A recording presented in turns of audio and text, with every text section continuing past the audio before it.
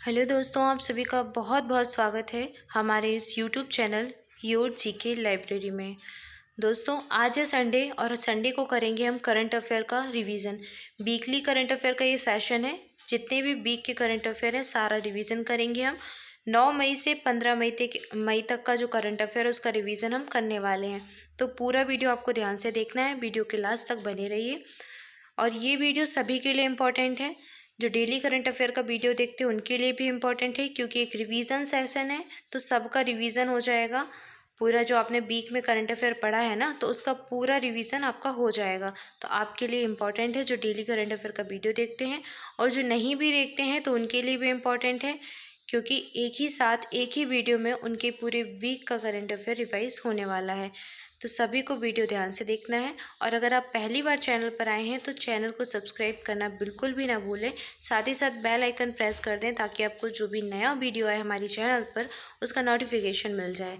ठीक है, तो चलिए स्टार्ट करते हैं, देखते हैं आज का करंट अफेयर। सबसे पहले देखेंगे हम मई महीने के महत्वपूर्ण दिवस। जितने भी वनडे एग्जाम होते हैं सबके लिए बहुत इंपॉर्टेंट होते हैं।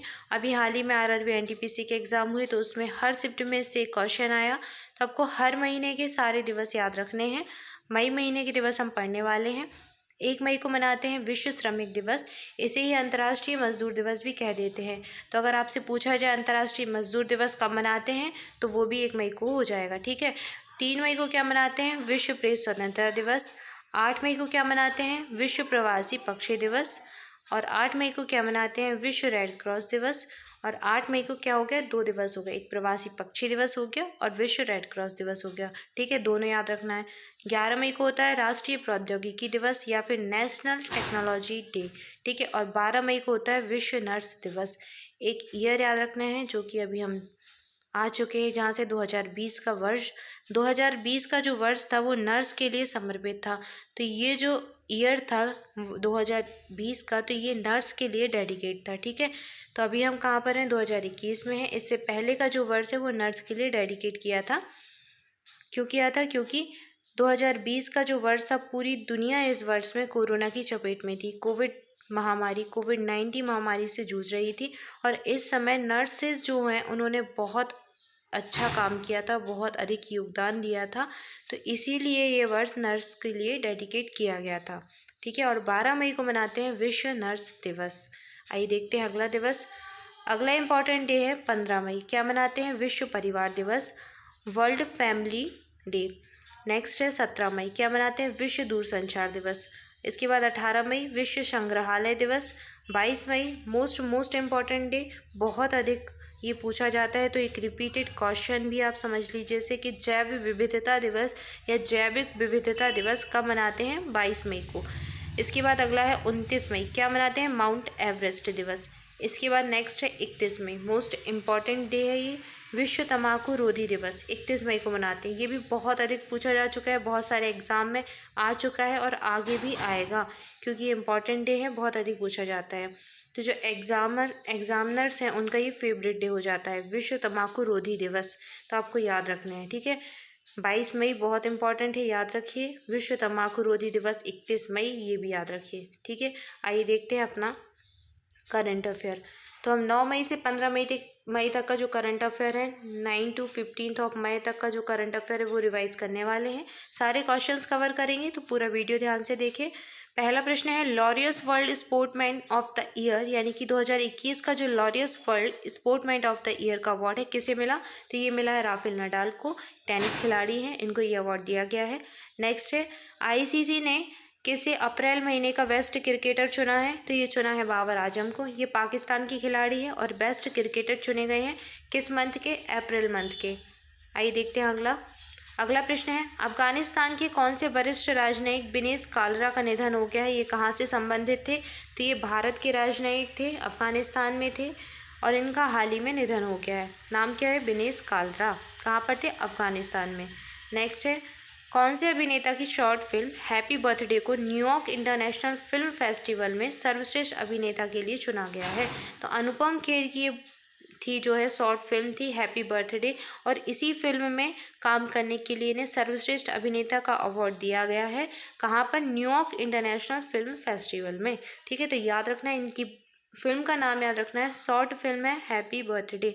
अनुपम खेर आप सभी जानते होंगे, सोशल मीडिया प्लेटफॉर्म पर बहुत अधिक एक्टिव रहते हैं और इनकी शॉर्ट फिल्म हैप्पी बर्थडे के लिए ने न्यूयॉर्क इंटरनेशनल फिल्म फेस्टिवल में सर्वश्रेष्ठ अभिनेता का अवार्ड दिया गया है। ठीक है, देखते हैं अगला।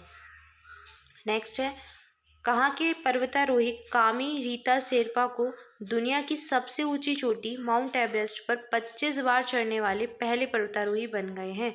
तो ये है नेपाल के। नाम याद रखिए, कामी रीता शेरपा, मोस्ट इम्पॉर्टेंट है। नेपाल के पर्वतारोही हैं और इन्होंने माउंट एवरेस्ट चोटी को 25 बार फतह कर लिया है। तो दुनिया के ऐसे पहले पर्वतारोही बन गए हैं जिन्होंने अपना ही रिकॉर्ड तोड़ दिया है। 2019 में इन्होंने 24वीं बार फतह किया था, माउंट एवरेस्ट को 24वीं बार चढ़ाई की थी और अभी इन्होंने हाल ही में अपना ही रिकॉर्ड तोड़ते हुए 25वीं बार फिर से फतह कर ली है माउंट एवरेस्ट चोटी पर चढ़ाई की है। तो दुनिया के पहले पर्वतारोही हैं। कहाँ से बिलोंग करते हैं? नेपाल से। नाम क्या है? कामी रीता शेरपा। ठीक है, देखते हैं अगला। नेक्स्ट है, जल शक्ति मंत्रालय के अनुसार हाल ही में किस राज्य ने जल जीवन मिशन के तहत ग्रामीण क्षेत्रों में 100% पाइपलाइन कनेक्शन का लक्ष्य हासिल कर लिया है? तो आप सभी जानते हैं जल शक्ति मंत्रालय का मिशन है ये जल जीवन मिशन। तो इसके तहत लक्ष्य रखा गया था ग्रामीण और शहरी क्षेत्रों में 100% पाइपलाइन कनेक्शन देना और ये लक्ष्य अभी हासिल कर लिया है भारत के केंद्र शासित प्रदेश पुडुचेरी ने। ठीक है, तो ये याद रखिए। देखते हैं अगला प्रश्न। नेक्स्ट है, वह राज्य सरकार जिसने लॉकडाउन में फंसे गरीबी रेखा से नीचे वाले परिवारों की मदद के लिए 5,000 की आर्थिक सहायता देने का फैसला किया? तो ये किया है हरियाणा की राज्य सरकार ने। हरियाणा की राज्य सरकार लॉकडाउन में फंसे गरीबी रेखा से नीचे वाले परिवारों को 5,000 की आर्थिक सहायता देगा। हरियाणा के साथ साथ मध्य प्रदेश के मुख्यमंत्री शिवराज सिंह चौहान ने भी घोषणा की है कि वो अपने यहाँ के गरीबों को आर्थिक मदद देंगे। कितनी? 5,000 रुपए की ही। तो हरियाणा और मध्य प्रदेश की सरकार ये करने वाली है। क्यों करने वाली है? कि लॉकडाउन में जो गरीबी रेखा के नीचे वाले परिवार हैं उनकी आर्थिक मदद होगी। क्या है? उनकी रोजी रोटी चल नहीं पा रही है, उनको भोजन की व्यवस्था नहीं हो पा रही है, तो इसी के तहत ये कार्य कर रही है हरियाणा सरकार। इसके अलावा बहुत सारी योजनाएं भी चल रही हैं, सेंट्रल गवर्नमेंट की भी चल रही हैं। प्रधानमंत्री अन्न कल्याण योजना, गरीब कल्याण योजना, जिसके तहत अन्न प्रोवाइड कराया जाता है, खाद्यान्न वितरित किया जाता है गरीबों को, तो वो भी इसी के तहत चल रही है। ठीक है, इसके बाद देखते हैं अगला। नेक्स्ट है आपका भारतीय रिजर्व बैंक यानी कि आरबीआई, जिसे इसके नए कार्यकारी निदेशक कौन चुने गए हैं? जोस जे कट्टूर। इम्पॉर्टेंट नाम है, नोट कर लीजिए। तो आरबीआई यानी कि reserve bank of India Bharat का केंद्रीय बैंक है, तो इसके अभी कार्यकारी निदेशक नियुक्त हुए हैं जोस जे कट्टूर। आरबीआई की बात कर लेते हैं। आरबीआई भारत का केंद्रीय बैंक है, सेंट्रल बैंक ऑफ इंडिया है। स्थापना कब हुई थी? 1 मई 1935 में इसकी स्थापना हुई थी। 1935 में इसकी स्थापना हुई थी। और आरबीआई के गवर्नर कौन है? इंपॉर्टेंट है, वर्तमान गवर्नर है शक्तिकांत दास। ठीक है, ये याद रखिए। देखते हैं अगला प्रश्न। नेक्स्ट है, आईसीसी टेस्ट टीम रैंकिंग में फर्स्ट रैंक पर कौन आया है? तो ये है भारत को आईसीसी टेस्ट टीम रैंकिंग में पहली रैंक मिली है। 121 रेटिंग के साथ भारत पहले स्थान पर आया है। 120 रेटिंग के साथ न्यूजीलैंड दूसरे स्थान पर आया है और 109 रेटिंग के साथ इंग्लैंड तीसरे स्थान पर आया है। ठीक है, तो तीनों रेटिंग मैंने बता दिया आपको। भारत की याद रखिए, 121 रेटिंग के साथ भारत पहले स्थान पर आया है। और आईसीसी टेस्ट टीम में भारत के कप्तान कौन है? भारत के कप्तान है विराट कोहली। इसके बाद अगला देख लेते हैं। हाल ही में किस राज्य में ऑनलाइन बाढ़ रिपोर्टिंग और सूचना प्रबंधन प्रणाली का शुभारंभ किया गया है? तो ये किया है असम राज्य ने। असम राज्य में ऑनलाइन बाढ़ रिपोर्टिंग और सूचना प्रबंधन प्रणाली का शुभारंभ किया गया है। इंपॉर्टेंट क्वेश्चन है, नोट कर लीजिए। देखते हैं अगला प्रश्न। अगला है, भारत की और किस देश की नौसेना के बीच दक्षिण अरब सागर में हाल ही में पैसेज एक्सरसाइज का आयोजन किया गया? तो ये एक्सरसाइज हुई है भारत और इंडोनेशिया के बीच। नाम याद रखिए, पैसेज एक्सरसाइज किसकी है? नेवी की है, नौसेना की हुई है। और कहाँ पर हुई है? दक्षिण अरब सागर में हुई है। ठीक है, तो इतने पॉइंट याद रखने हैं। इसके बाद अगला है, हाल ही में किसे नेपाल के प्रधानमंत्री को नियुक्त किया गया है? तो नेपाल के प्रधानमंत्री नियुक्त हुए हैं केपी शर्मा ओली। और किसने नियुक्त किया है? इनको नियुक्त किया है यहाँ के राष्ट्रपति, नेपाल के राष्ट्रपति विद्या देवी सिंह भंडारी के द्वारा। तो विद्या देवी सिंह भंडारी ने अपनी संवैधानिक शक्तियों का प्रयोग करते हुए केपी शर्मा ओली को प्रधानमंत्री नियुक्त किया है। संवैधानिक शक्तियों से तात्पर्य क्या है? यहाँ पर चुनाव नहीं कराए गए हैं। यहाँ के संविधान में लिखा है कि जो राष्ट्रपति है उसको ये शक्ति है कि वो सबसे अधिक या जो सबसे बड़ा दल है उसके नेता को प्रधानमंत्री नियुक्त कर सकता है। तो इसी शक्ति का प्रयोग करते हुए राष्ट्रपति ने केपी शर्मा ओली को प्रधानमंत्री नियुक्त कर दिया है। तो इसका आंसर है केपी शर्मा ओली, नेपाल के प्रधानमंत्री हैं। ठीक है, देखते हैं अगला प्रश्न। नेक्स्ट है, सुप्रीम कोर्ट के द्वारा ऑक्सीजन की आपूर्ति में सुधार लाने के लिए गठित राष्ट्रीय कार्यबल में कितने सदस्य हैं? तो इस जो टास्क फोर्स ये गठित की गई है सुप्रीम कोर्ट के द्वारा, इसमें 12 सदस्य हैं। तो 12 सदस्यीय एक टास्क फोर्स गठित की गई है सुप्रीम कोर्ट के द्वारा। किस लिए? ऑक्सीजन की आपूर्ति के लिए। अभी वर्तमान में सभी जानते हैं कि कोरोना की जो दूसरी लहर आई है उसका सर्वाधिक प्रभाव भारत पर है। ठीक है, तो सबसे ज़्यादा मरीज जो है कोरोना के, वो ऑक्सीजन की कमी के कारण ही उनकी मृत्यु हो रही है। ऑक्सीजन की आपूर्ति सही तरीके से हो नहीं पा रही है। तो इसी में सुधार लाने के लिए एक टास्क फोर्स गठित की गई है सुप्रीम कोर्ट के द्वारा, और ये 12 सदस्यीय है। ठीक है, आइए देखते हैं अगला प्रश्न। अगला प्रश्न है आपके लिए, हाल ही में जिस देश ने 12 से 15 वर्ष के बच्चों के लिए फाइजर बायोएनटेक कंपनी की कोविड वैक्सीन को मंजूरी दे दी है, तो ये देश है अमेरिका। अमेरिका में अब 12 से 15 आयु वर्ग के बच्चों को भी वैक्सीन लगाई जाएगी। किसकी? फाइजर बायोएनटेक कंपनी के द्वारा बनाई गई कोविड वैक्सीन जो है वो अब यहाँ के बच्चों को दी जाएगी। तो ये अमेरिका राज्य ने मंजूरी दे दी है।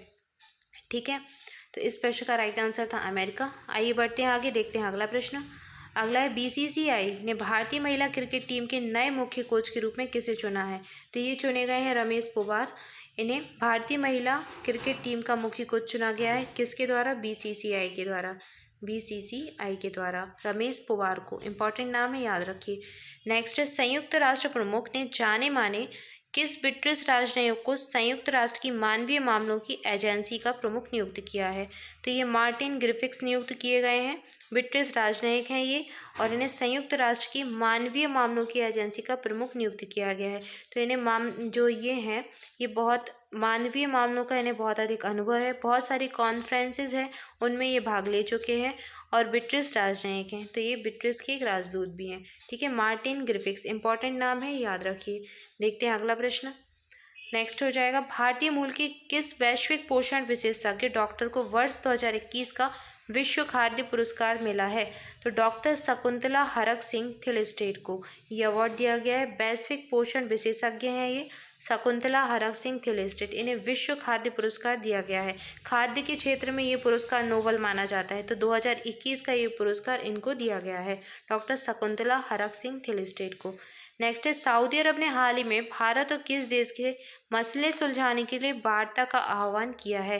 तो ये किया है भारत और पाकिस्तान के बीच। सऊदी अरब चाहता है कि भारत और पाकिस्तान मिलकर बात करें, वार्तालाप करें, ताकि उनके बीच जो मसले हैं, जो समस्याएं हैं, उनका समाधान हो सके। तो ये पहल की गई है सऊदी अरब के द्वारा भारत और पाकिस्तान के बीच जो मसले हैं उनको सुलझाने के लिए। अच्छा, भारत और पाकिस्तान के बीच कौन से मसले हैं? बहुत सारी समस्याएं हैं, आतंकवाद से संबंधित मुद्दे हैं, कश्मीर को लेकर समस्या है। तो जितने भी मुद्दे हैं उन सबको सुलझाने को लेकर एक वार्ता का आह्वान किया है सऊदी अरब ने भारत और पाकिस्तान के बीच। ठीक है, आइए बढ़ते हैं आगे, देखते हैं अगला।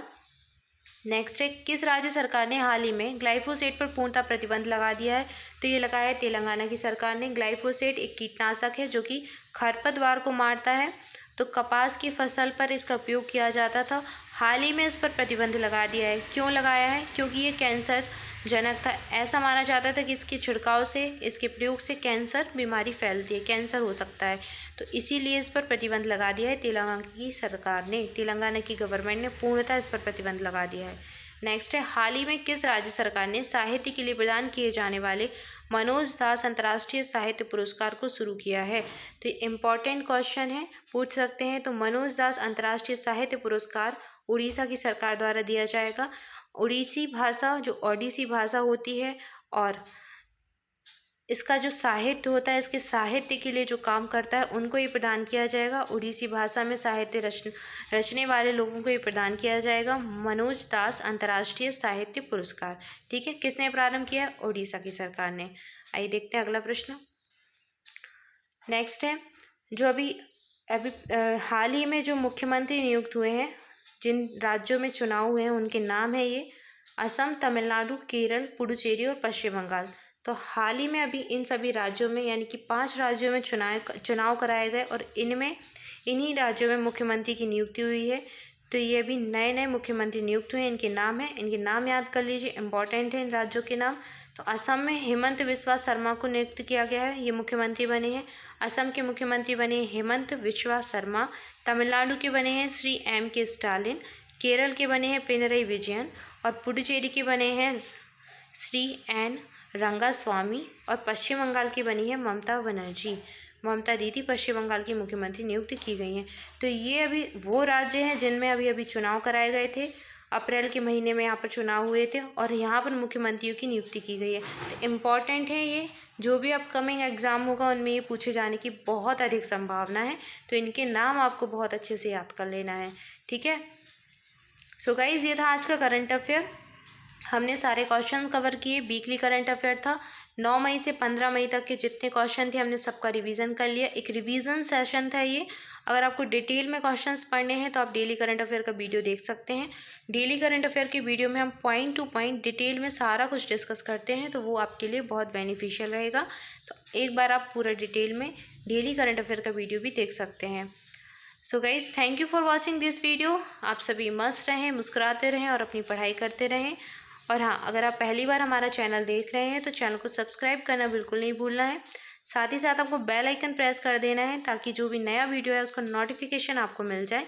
इसके अलावा गाइज, आप हमें टेलीग्राम पर फॉलो कर सकते हैं। यहाँ पर आपको सारे वीडियो की PDF मिल जाएगी जो भी हमारे यूट्यूब चैनल पर है। टेलीग्राम चैनल का नाम योर GK लाइब्रेरी है, इसी नाम से हमारा टेलीग्राम चैनल है। उसकी लिंक इस वीडियो के डिस्क्रिप्शन बॉक्स में मिल जाएगी, तो आप वहाँ से ज्वाइन कर लें। वहाँ से ज्वाइन ना कर पाएँ तो आप सीधे भी जाकर टेलीग्राम पर जो सर्च बॉक्स है उसमें टाइप करेंगे योर GK लाइब्रेरी, तो आपको हमारा चैनल मिल जाएगा, तो आप वहाँ से ज्वाइन भी कर सकते हैं।